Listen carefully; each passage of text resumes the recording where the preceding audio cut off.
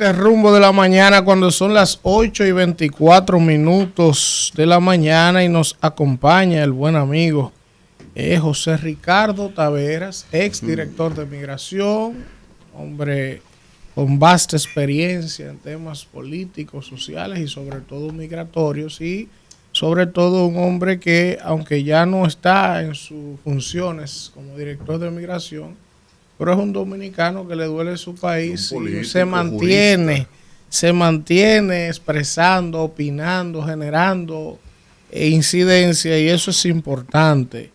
Gracias, José Ricardo, por estar con nosotros. Gracias a él y a todo el equipo, que para mí siempre es un gran honor compartir con ustedes. Gracias.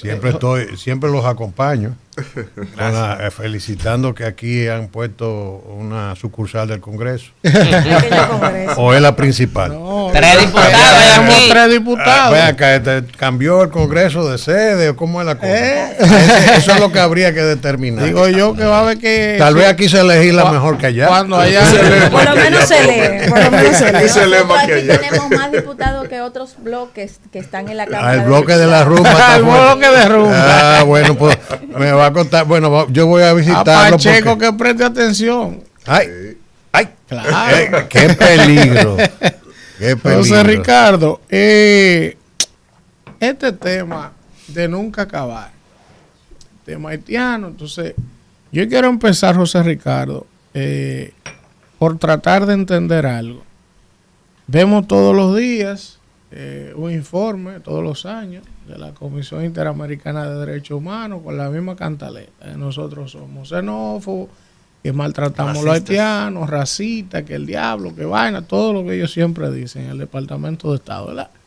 Pero contraponiendo eso, y en el mismo momento que se está publicando ese informe, eso se vemos en las portadas de los diarios, como el Listín Diario, que trae un reporte, por ejemplo, de una cronología de cómo ha ido creciendo la presencia de parturientas haitianas en el país y de niños indocumentados en las escuelas públicas.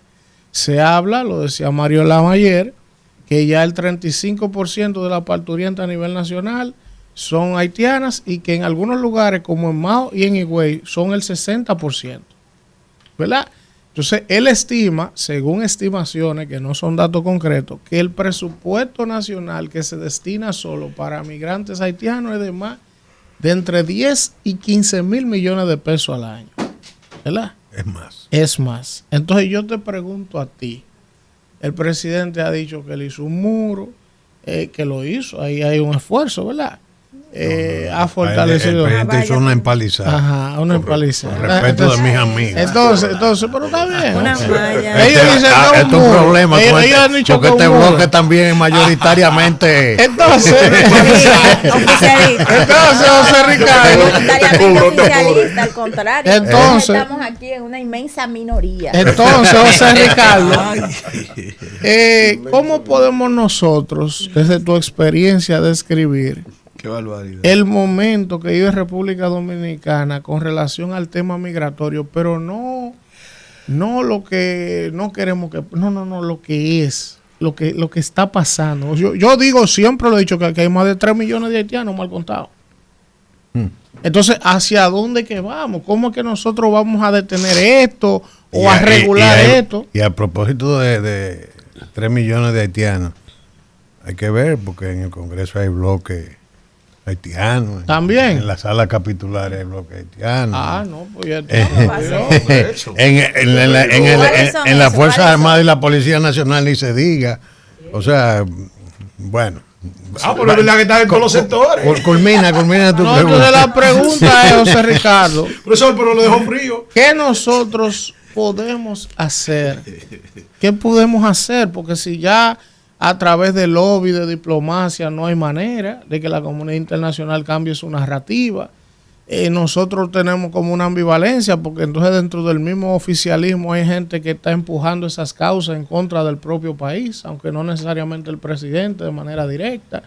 Entonces, ¿qué nos queda a nosotros? ¿Cuál es el planteamiento de nación de nosotros para enfrentar esto? Bueno, mira, desgraciadamente, el liderazgo nacional, y cuando digo el liderazgo nacional, no me refiero al liderazgo político exclusivamente. Me refiero al liderazgo en términos generales. Me refiero, obviamente, agrupaciones sociales, intereses corporativos,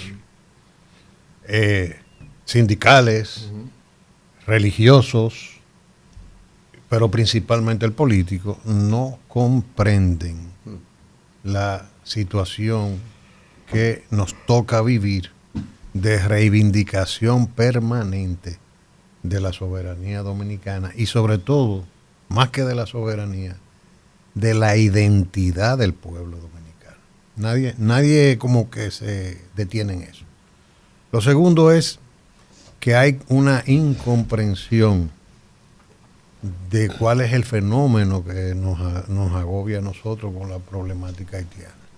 Aquí todo el mundo habla del problema migratorio haitiano. Aquí no hay un problema migratorio. Yo siempre he dicho, y creo que lo he compartido con ustedes, que problema migratorio tenemos nosotros, por ejemplo, con los venezolanos, que hay alrededor de 50,000 venezolanos aquí, que han llegado porque no hay condicionamiento de visa y se han establecido. Es un problema migratorio que tiene una causa muy específica, que es una causa momentánea, porque aunque dure 20 años más, pon tú, no es un evento permanente como el caso haitiano. En el caso de Haití nosotros tenemos un problema de expulsión de población, que es un fenómeno diferente al fenómeno migratorio, técnicamente. Entonces, cuando un Estado, un territorio está reunido, una nación, primero complejísima, porque nosotros hablamos de los haitianos, pero la identidad haitiana es una identidad compleja. Sí. Porque por las razones históricas de cómo se conformó esa nación. Ellos provienen de tribus diversas y conservan en gran medida raíces, vínculos culturales con su. Tú ves que hay expresiones incluso de algunos haitianos que tienen prácticas de canibalismo, porque es una cuestión que ellos arrastran en su ADN.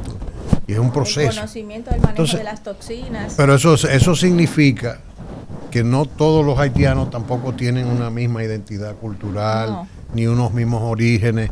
Es una identidad compleja en proceso de consolidación, yo diría.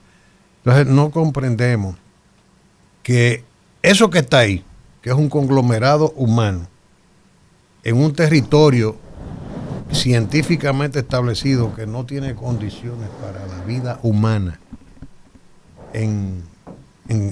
vamos a decir, en términos razonables. Por las devastaciones ambientales. Claro, cuando tú ves que un territorio que se reconoce que apenas tiene un 1.75% de cobertura boscosa, que ya toda su capa vegetal hay un problema, el agotamiento de los recursos naturales. Yo creo que sale más barato construir un espacio en otro país para la población haitiana que está ahí, que intentar recuperar ambientalmente Haití. Eso es un tema bastante complejo, porque ya, por ejemplo, todo el tema de la capa vegetal haitiana, eso no es de ahora. Eso es carísimo. Cuando Carlos Andrés Pérez era presidente de Venezuela, en una ocasión se refirió al problema que estaba generando Haití para el Caribe, porque toda esa capa vegetal ha ido a parar al mar. Sí. Y eso está generando un desafío que aquí no se aborda. Es un tema que deben los científicos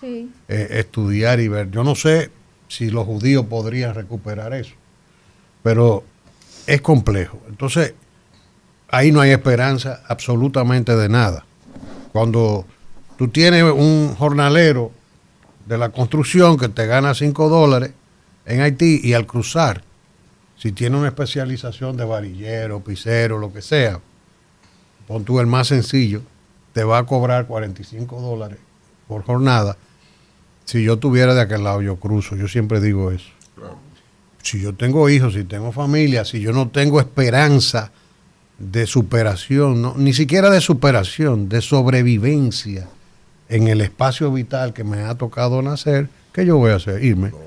Entonces, además de eso, las élites haitianas tienen como un leitmotiv que lejos de combatir el tráfico de personas, tú lo lees en los editoriales de la prensa más importante de Haití, el Novelist, te editorializa en ese sentido de que no, que todo lo contrario, que hay que estimular, que mientras más haitianos salgan, mejor. Porque el rubro más importante del PIB haitiano es la remesa. Claro. Es la remesa, o sea, la migración es, yo le llamo la esclavitud del siglo XXI, por muchísimas razones.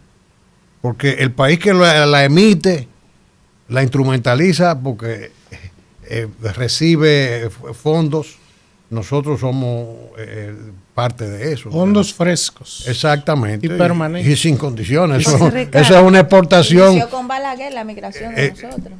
No. Bueno, cuando Trujillo no todo el mundo podía migrar. Eso estaba. Pero son tiempos diferentes. Ya hoy día que la movilidad humana se ha ido facilitando cada vez más. Entonces tú ves a esa gente estimulando eso porque esa es, vamos a decir, la columna vertebral de su economía. José Ricardo, Sí. esta semana llegó el contingente de los kenianos a Haití y se ha hablado mucho de eso y había mucha expectativa, todo el mundo esperando que llegaran a restablecer, entre comillas, el orden en Haití, pero nadie habla de lo que representa eso para República Dominicana, porque ellos van para Haití, entonces las bandas haitianas pudieran cruzar para la República Dominicana huyendo de esos militares. ¿Estamos nosotros preparados para lo que pudiera pasar en las provincias fronterizas con relación a esas bandas haitianas que pudieran cruzar para este lado? Bueno, mira, te conecto la anterior con esta. Entonces yo, para poder articular, vamos a hacer un engranaje entre una cosa y otra. Sí. Yo hablaba de la incomprensión de las élites dominicanas sobre el problema. Ese problema no va a cesar. No va a cesar porque no se han atacado nunca las causas del mismo. Y ahí viene la respuesta a tu pregunta. La comunidad internacional, desde la caída de Duvalier hasta la fecha, tiene una agenda en Haití que es el establecimiento de la democracia. Por establecimiento de la democracia, la comunidad internacional asume que es ir, organizar una elección y dejar un presidente y ya, colorín colorado y con una varita mágica, los problemas de Haití se resolvieron. Yo he cuestionado, con todo respeto, la actitud del presidente y del canciller, porque la República Dominicana tiene en este contexto más de un año. El mismo presidente dijo, tengo un año diciendo que vinieran, por fin llegaron. Y eso se puede ver en cierta medida como un logro de la diplomacia dominicana que ha insistido con el tema. Yo guardo respetuosa diferencia de ese criterio, porque tú no puedes aplaudir a esa comunidad internacional que va a repetir lo que yo le llamo el parche electoral, porque esa es la agenda. La agenda crítica es, vamos a llegar, vamos a traer los kenianos, nosotros no nos vamos a meter en eso. La resolución del Consejo de Seguridad que autoriza esas tropas, se supone que policiales, veo que son militares, no sé, pero sea lo que sea, dice, bueno, nosotros no vamos, ya nosotros fuimos, no vamos. Que vayan los kenianos, le vamos a procurar el dinero, pero nosotros, no somos responsables de lo que pase ahí. ¿Qué es lo que tú estás viendo ahí que puede venir? Un baño de sangre fácilmente. Ahora, el tema es más complejo de lo que pudiera parecer. Imagínate tú que ellos vienen y en combinación con la policía haitiana controlan las bandas, las desarman. Van a salir, obviamente, tal como tú observas, el territorio que por naturaleza les resulta más cómodo para ellos eludir la presión que van a tener, es el territorio dominicano. Y van a operar desde aquí. Entonces, y van a seguir mandando, igual como hacen los presos, los delincuentes presos, que desde la cárcel con su teléfono controlan sus equipos y van a operar igualmente. Por eso es que la República Dominicana siempre ha sido un territorio que cuando hay crisis en Haití es un territorio de evacuación hacia terceros estados, porque desde aquí quedan en capacidad de desestabilizar. Y nosotros vamos a tener problemas de seguridad con ese tema. Pero para decirte, si pon tú que resuelven el tema, controlan las bandas, recuperan los espacios, se convoca unas elecciones. Tenemos un primer ministro que es un empleado de Naciones Unidas. Entonces, se convocan elecciones, se establece un presidente. ¿Cuántas veces hemos visto ese tema? ¿Y cuántas veces hemos tenido que volver a ver las crisis recurrentes, las crisis de gobernabilidad? Porque sencillamente ahí ese no es el único problema de Haití.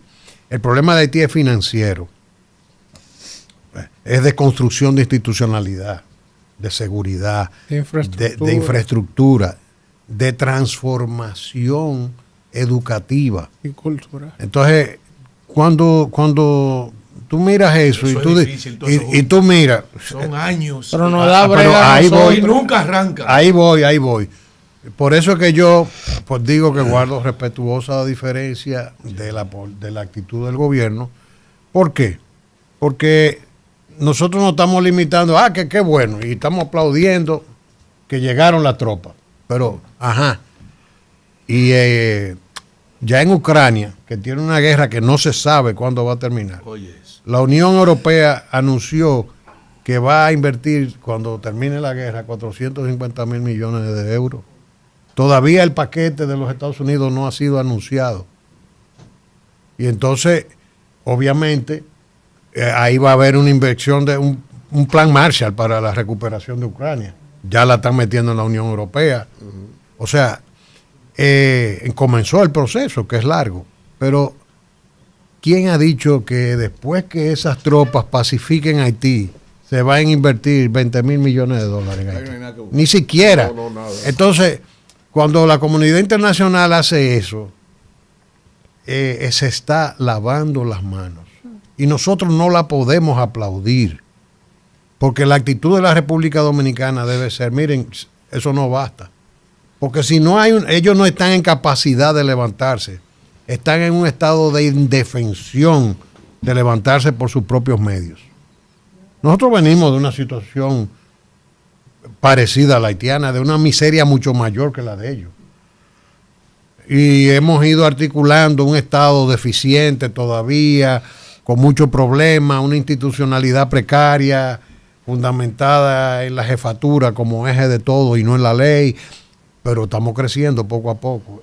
La sociedad dominicana se ha ido transformando de error en error y de acierto en acierto, pero ellos no, ellos están en una situación de estancamiento y necesitan que se impulse una administración internacional, un plan Marshall de mediano y largo plazo que redima a Haití de esas miserias, principalmente de la miseria de la ignorancia. Sí. Escuelas, carreteras, institucionalidad, lucha contra la corrupción, pero no. Esa cultura depredadora que... Ahora, es que... Droga. Que la pero no es el almacén de drogas más importante que hay en la región. Entonces, cuando tú te pones a mirar, ¿qué es lo que los haitianos, lamentablemente hay que decirlo, hay que articular un mecanismo similar al de un fideicomiso que acompañe a los haitianos y que poco a poco le vaya entregando el control de su destino. Sí. Pero sin recursos nosotros vamos a estar reconduciendo esas crisis.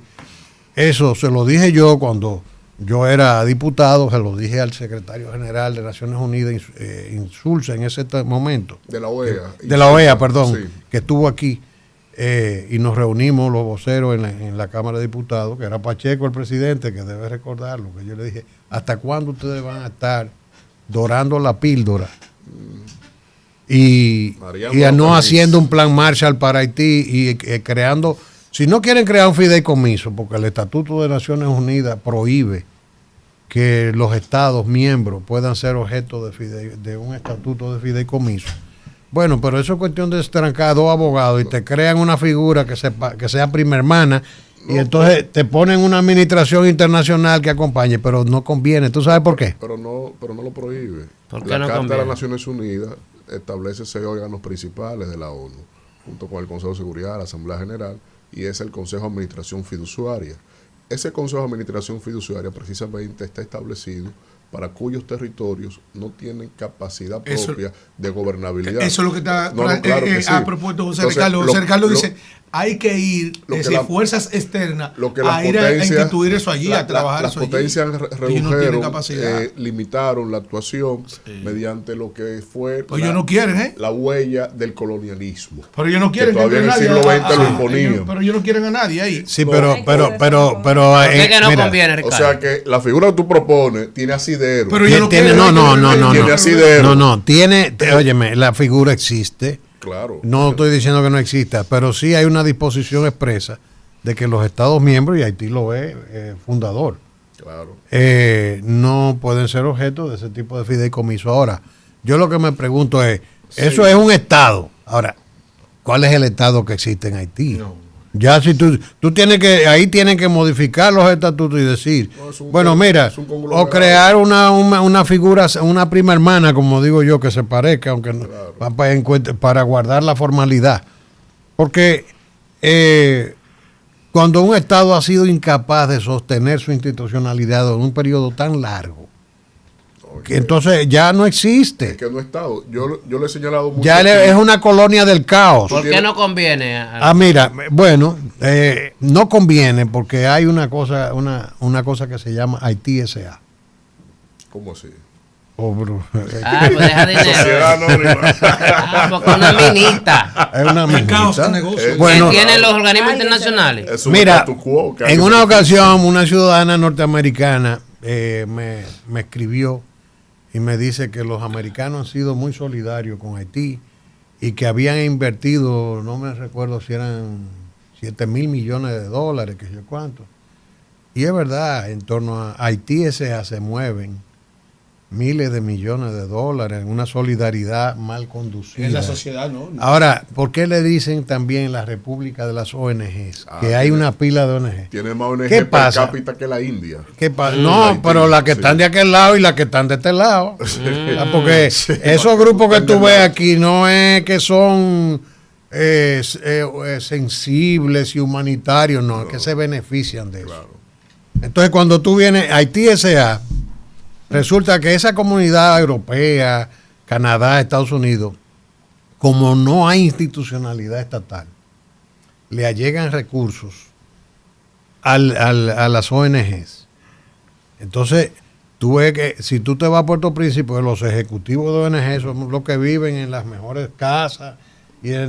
O sea, hay Petionville. todo un modus vivendi en torno a ese tema que maneja miles de millones de dólares.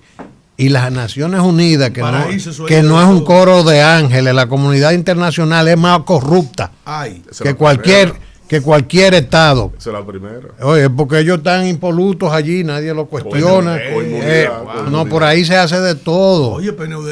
Entonces tú te pones a mirar que ellos vienen y hacen llegar recursos para administrarlo quién. Y tú ves que los agentes de esas agencias, yo lo sé, porque yo me dediqué cuando era director de migración a bloquear fondos para ONG. Pues, y busqué. Y tuvo suerte que no lo bloquean a usted. No, pero vean acá, pero no me bloqueaban. No lo matan. pero yo tuve que renunciar. lo Pero matan. mira, déjame decirte, en una ocasión había una ayuda de 10 millones de euros. Y entonces yo me hablé con don Carlos Morales Troncoso, que en paz descanse, mi queridísimo amigo, quien peleaba conmigo en pareja, porque yo decía, don Carlos, yo no entiendo cómo el Estado Dominicano, porque las ayudas llegan, ¿tú sabes cómo es que llegan? No es que viene, A grupos, esos 10 millones y se lo dan a la ONG X o Y. No, esos 10 millones de dólares se le donan al Estado Dominicano. Oye, ¿cómo es la cosa? Porque el apoyo es al Estado Dominicano. Pero vienen amarrados el Ministerio de Economía... ¿A quién se lo tienen que dar? Exactamente. El Ministerio de Economía, Planificación y Desarrollo aprueba la donación, la recibe, con la condición de que eso va para tal ONG. Entonces le da el código SNIP, eso va a Hacienda, en Hacienda, la dirección de presupuesto lo mete en el proyecto de presupuesto, dedicado, porque ustedes ven que en el presupuesto todos los años hay miles de millones a favor de los ONG. ¿Por qué que las agendas y los cuartos para promover vainas llegan directo? Entonces, o sea, yo le voy a donar ahora, es para que entreguen allí. El que dona, da la exactamente. Entonces así no me done nada. El que paga manda, profesor, es una máxima. Pero que así no me sirve. Porque ¿de qué me sirve una donación de un país amigo si es para imponer sus agendas? Pero lo hacemos también. Y nada en pro del pueblo dominicano. Pero oye esto. Pero déjeme terminar la idea. Ya eso pasa a la dirección de presupuesto, porque desde que Economía le da el código SNIP, ya puede entrar en el presupuesto. Entra en el presupuesto. Eso va al Congreso, se aprueba. Entonces, esas ONG reciben, cuando empiezan a desembolsar los fondos, de parte del Estado, la asignación, pero es con ese financiamiento. Entonces, esas ONG son las que se paran en la comunidad mediática y haciendo actividades defender a los gays, para enfrentar a los gobiernos. Ya entonces, entendí, por eso es que ellos no para enfrentar a los gobiernos. Entonces, ellos no se sienten dependientes del gobierno, porque ellos dicen, esos cuartos ustedes son que lo entregan, pero eso no lo mandan a nosotros, nuestros padrinos de allá. Entonces, yo no le tengo que coger línea a ustedes, ni tengo que... No, exacto. Es por eso, el desafío permanente. Pero entonces, ¿quién es el culpable? Pero ¿quién es el culpable de eso? El Estado, el gobierno dominicano. Porque te voy a decir, en esa ocasión yo recuerdo, yo le dije, don Carlos, yo no entiendo cómo en este país los gobiernos, porque no es uno solo, ni es este nada más, son todos, aceptan donaciones de recursos que ellos no van a... para que con esos recursos se enfrente las políticas del Estado dominicano establecidas a través de la ley. Entonces, vienen esos fondos para convertir la sentencia 168, que es una expresión de institucionalidad. Pero papá Dios, hay que cerrar. ¿Pero y qué país del diablo es este? Por eso yo creo que eso nada más pasa aquí. Bueno, pero entonces en esa ocasión logramos bloquear los 10 millones de euros. Eso es muy reperpero. Y había aquí una Valerie, no me acuerdo el apellido, de la Unión Europea. que era del PNUD, una cosa de esa. Sí. Y entonces yo mandé un subdirector de migración, digo, a eso no va. y don Carlos me mandó dos viceministros y nos plantamos el Mirex, inmigración, y entonces eso se bloqueó. Eso sí, aumenta la seguridad de ustedes. Se bloqueó le ha dañado un negocio de 10 millones de euros. Pero espérate. Déjame terminarte el cuento. Se bloquearon la ayuda de los 10 millones de euros. Y la ayuda entre comillas, sí. Entonces, pero eso fue en las reuniones en el Ministerio de Economía. Y cuando van saliendo, la francesita o canadiense, no recuerdo, dice... No hay problema, yo resuelvo eso con el ministro. Con Montalvo. Entonces, sinuoso y callado, así se lo digo. Tú eres un delincuente. Diablo. Contra los intereses del país, tú estás calladito ahí, pero tú tienes mucho que rendir en este país. Es mamón. Y nunca ha vuelto a dar la cara. Entonces. Sociedad civil. No, pero ¿qué sociedad civil? Ni siquiera. Intereses corporativos. Ese ministerio está alquilado ahí a los intereses corporativos. Exacto. Puso ahí Isidoro ahí. Entonces sí, porque ¿qué tienen en el gobierno esos intereses corporativos? Vienen y el Ministerio de la Presidencia lo asaltaron. Y están ahí como un director de proyecto. Eso es este país, señores. Y eso no cambia, eso es sistémico. Yo tengo la libertad de decirlo porque yo no estoy atado a nada. Ricardo, de lo que tú has señalado, yo dije, y de hecho debatía. ¿Y ya usted no preguntó? En un congreso en Madrid sobre la situación de Haití, en la Universidad Complutense, yo debatía que el Estado Dominicano debía de denunciar el Estatuto Internacional de Haití, en el sentido de que no cumple con la trilogía de tener un Estado debidamente constituido, con la población, territorio e institucionalidad política. ¿Qué tú entiendes si debemos de denunciar eso en función a la responsabilidad que acarrea tener terranulios ahí, acéfala? Por un lado. Por el otro, esta bendita insistencia, que no podemos denominarla de otra manera, de parte del Poder Ejecutivo, de insistir con la vaina en la trata de personas. Aquí hay una ley del 2003, el Tratado de Palermo está ahí, aquí tenemos normas vinculantes y vienen con la narrativa de colocar un articulito de que proveer de documentación de identidad nacional a niños, niñas, adolescentes y trabajadores temporeros. Pero ven acá, estamos pintados aquí, y la ley de migración y los tratados vinculantes de derechos humanos. ¿Qué necesidad hay de insistir como agenda de Estado-Nación en una ley de trata de personas, salvo que hay otros intereses?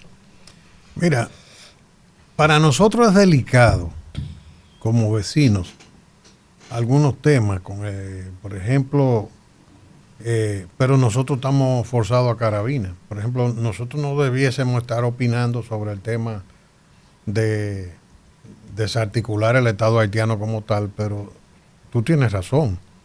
Nosotros estamos forzados a carabina porque ya en la inexistencia de ese Estado nos afecta. Entonces nos está afectando muy gravemente.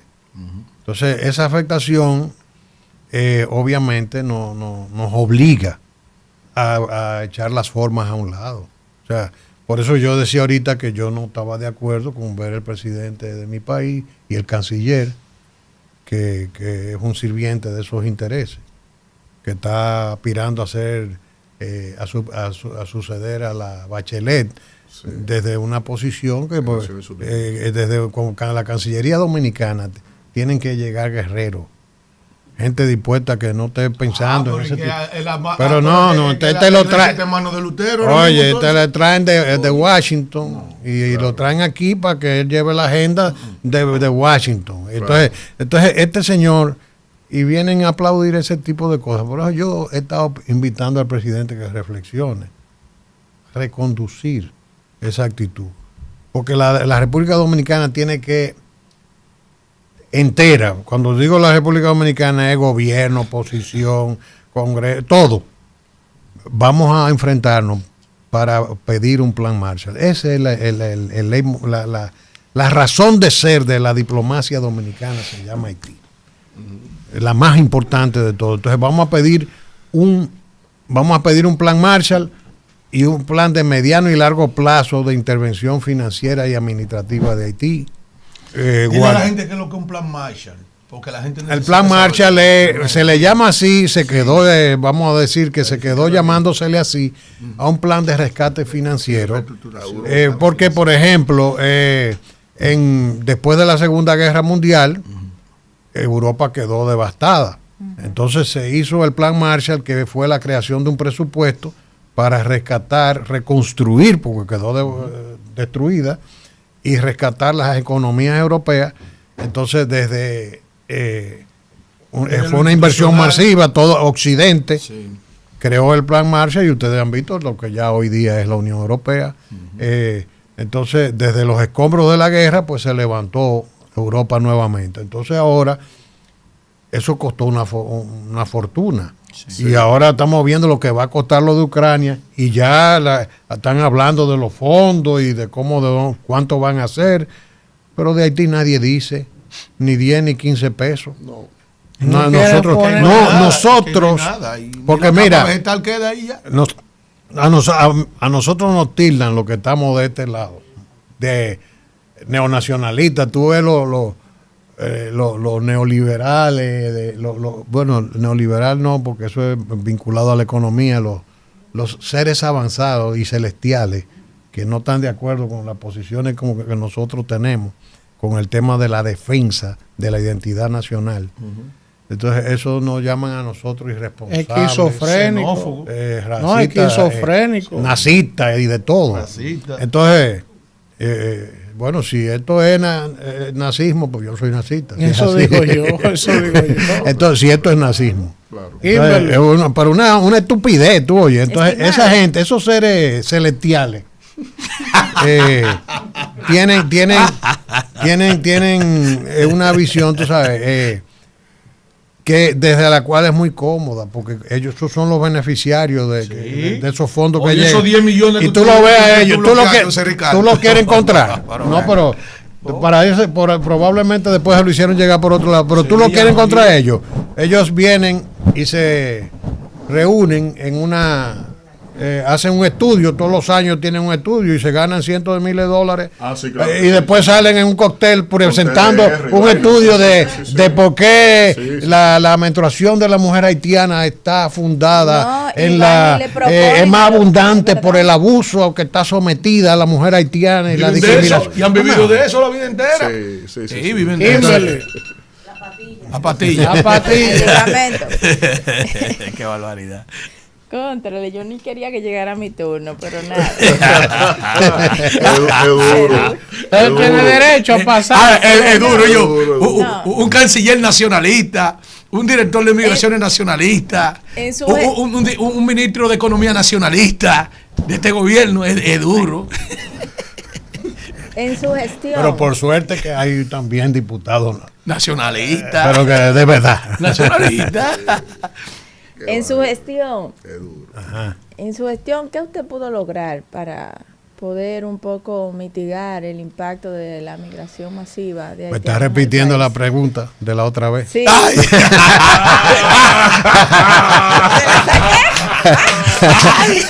Busca el video. Está esperando. No tiene por el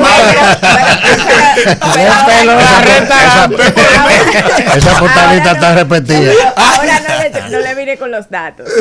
Y en segundo lugar, ¿puede el Sistema Nacional de Salud negarle el servicio a una parturienta haitiana? Quizá no negárselo, pero que lo paguen con cuarto que no sea lo contrario. ¿Puede negarle el derecho a la educación a un niño haitiano? Y a los dominicanos, Mira, ¿se lo pueden negar? Pero usted le pregunta. No, yo le pregunto a usted. Si a los dominicanos se les puede negar para darle a ellos. No, yo me voy a atender Rubito. Llame iluminada para que venga a escuchar la respuesta. Por favor. Cuidado, que es una jefa. No, atención iluminada, Muñoz, mi hermana. Ya los diputados no son como era cuando yo estaba, que no... No, pero queda un rebelde aquí. Un rebelde. No, me refiero que antes los diputados, bro. Antes un diputado era una cosa. Una cosa ahí. Es un rebelde güey. Bueno, vamos a ver. Mira, lo primero es que la Dirección de Migración, si ustedes quieren, un día yo vengo a hablar del legado que pudo haber representado nuestra gestión en la Dirección de Migración. Porque pero oye el ejemplo. En este contexto. Venancio Alcántara. Venga. José Ricardo Tavera. Ayúdenme. Y es fácil.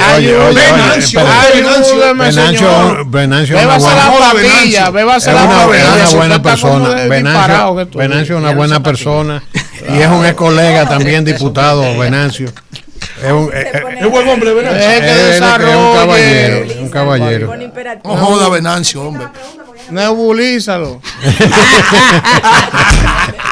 Vamos, José Ricardo. Déjeme responderle porque la diputada me tira al cuello, tú ves.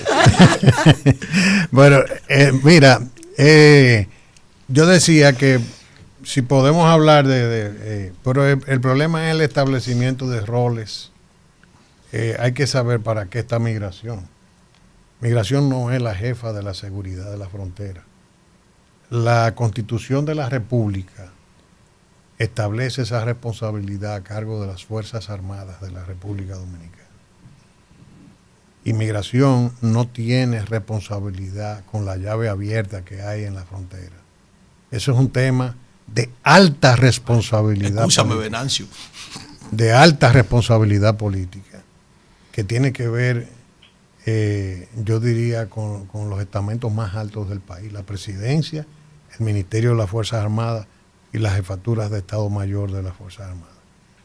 La Dirección de Migración, si bien puede ser, porque tiene facultad legal para hacer interdicción migratoria en todo el territorio nacional, si bien podría ser un elemento de control cruzado de seguridad fronteriza, creo que debe jugar ese rol.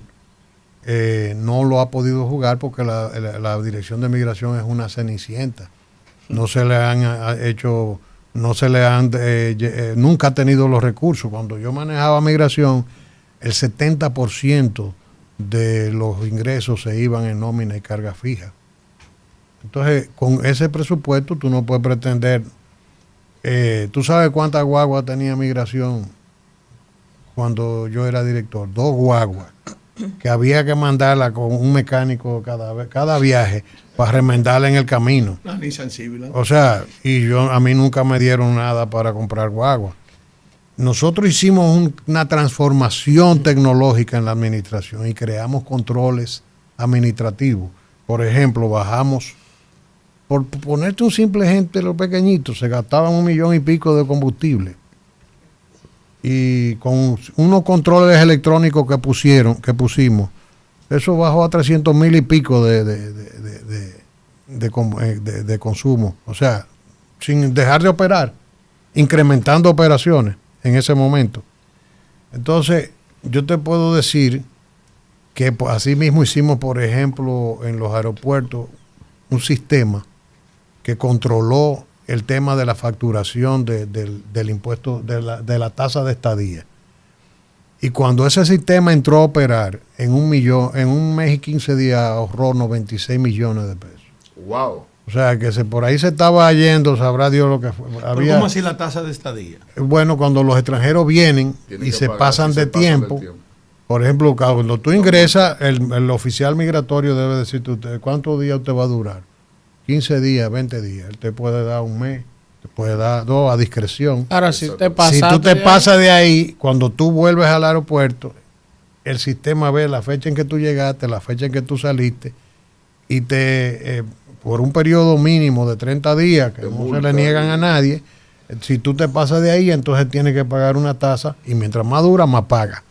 Y eso era objeto de un negocio de corrupción en la institución. Eso pasó a ser facturado electrónicamente. Con ese dinero que yo dejé ahí en el momento que renuncié, fue que se compraron las guaguas que están ahí. Y se hicieron muchísimas cosas más. Aparte de que la transformación tecnológica la dejé pagada. Tú esos controles que ustedes electrónicos desde la puerta, eso lo dejé yo pagado, con sus recursos pagos. Ese proyecto estaba montado. Entonces, no lo inauguré yo, pero yo lo dejé pago y todo. Entonces, todas esas cosas son las cosas que yo podría exhibir. Ahora, no me hablen de control de frontera porque yo no era responsable de eso. A pesar de eso, nosotros deportábamos en esas condiciones alrededor de 80,000 ciudadanos extranjeros todos los años. Ahora, pero yo, igual que ahora, digo, por ejemplo, yo no critico a Migración en este momento. Migración está haciendo un esfuerzo. Migración está deportando. Se siente que hay una actividad por parte de Migración. Sí. ¿Y de qué sentido tiene? Si yo fuera el presidente de la República, llamo a Venancio. No sueltan por 5,000, 15,000. Bueno, hay un tema de corrupción que ya eso es otra cosa, que yo no asumo que el director de Migración esté en eso, porque nosotros tenemos un problema de corrupción que ha hecho metástasis, que muchas veces los servidores públicos del primer nivel hacen cosas y se le pegan a las instituciones y a los directivos, que a veces, porque yo no me imagino a Venancio impulsando una política de ese tipo. No me lo imagino, un tipo decente, una persona decente, ¿tú entiendes? Entonces, pero ocurren ese tipo de cosas cuando yo pasaban. Nosotros creamos una unidad de inteligencia integrada por haitianos, con cámaras ocultas, cositas que se le ponían, que eran una cámara y los inspectores no sabían, y los mandábamos, por ejemplo, 2 personas en Migración conocíamos a esa gente. Ellos nunca fueron a Migración. Había una persona de mi confianza que se reunía con ellos y se le daban instrucciones, ve, ponte por tal sitio donde lo fueran a coger. Claro. Con dinero. De la ruta. ¿Qué país del diablo es este? No, pero es así. Para que sobornaran los agentes de migración. Entonces, cuando lo montaban en la guagua, ellos empezaban a crear las condiciones y lo teníamos firmado y lo sometíamos a la justicia. Entonces, logramos... Y él con sus 5,000. ¿Quién da más? Entonces, el video le llegaba al director. Senate, sí, pues sube. Pero el video le llegaba al director de migración y entonces ahí venían las consecuencias. Tráigamelo. Entonces, obviamente, así fue que yo logré evitar ese tipo de ruido en mi gestión. Entonces, por ejemplo, yo te voy a decir, y en los aeropuertos. Eso paró algo. Ay, en los aeropuertos, no. El aeropuerto, Oye, ellos se la jugaban porque nada más había 2 infiltrados.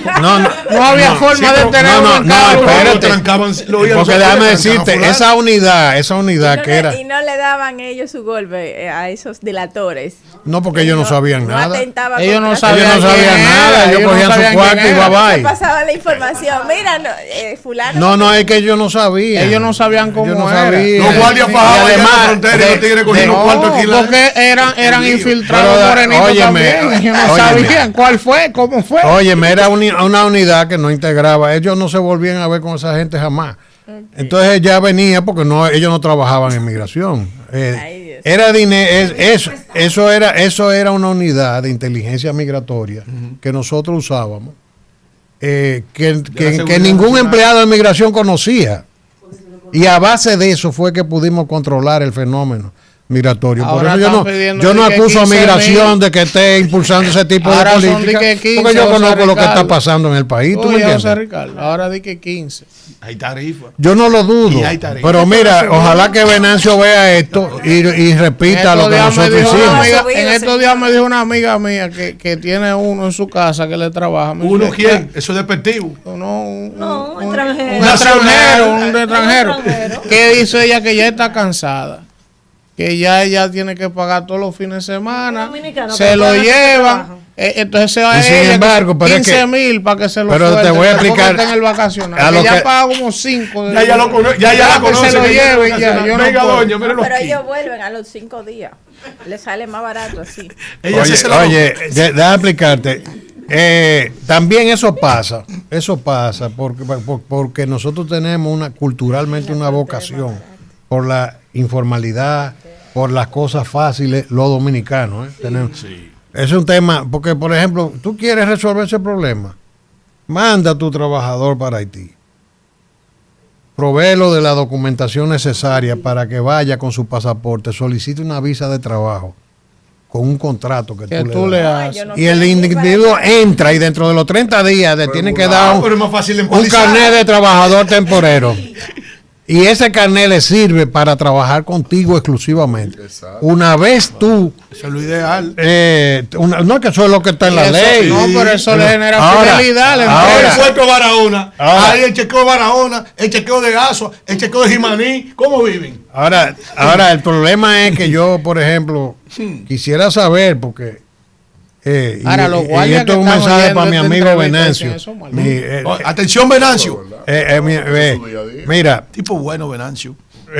Un colega fue diputado también. Honesto. Sí, él es una estaba jubilado. Gracias, Víctor. Gracias.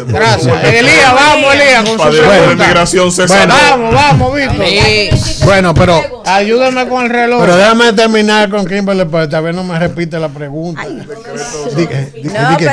Lo de las hospitales, los servicios, si se le puede negar algún servicio de salud o servicio de educación, que es un derecho de los migrantes.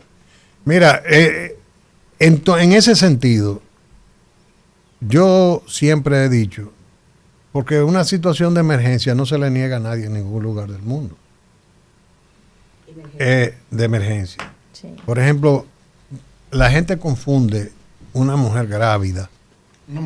Una mujer grávida, que es embarazada, sí, con una persona en labores de parto. Son dos cosas diferentes.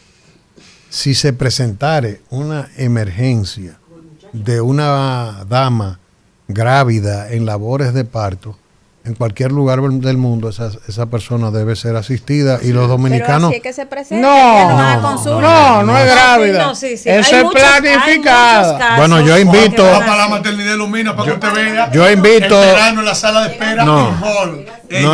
Yo invito... Llegan sin consulta, yo invito llegan sin sangre.